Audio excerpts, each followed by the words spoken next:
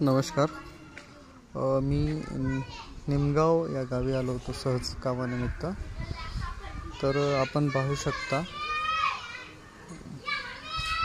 चिऱ्यामधले बांधकाम आहे. बांधकाम म्हणण्यापेक्षा हा चिरा पूर्ण रचलेला आहे एकमेकावर.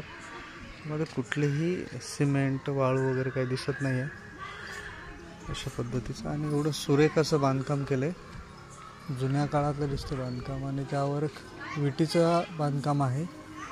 आपण पाहू शकता विटीच्या बांधकामामध्ये एक त्याची फिनिशिंग बघा. पांढऱ्या मातीमधलं बांधकाम आहे वरचं.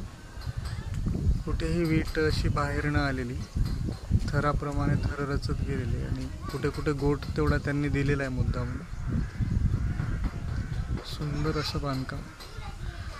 त्याची फिनिशिंग तुम्ही अशी बघू शकता.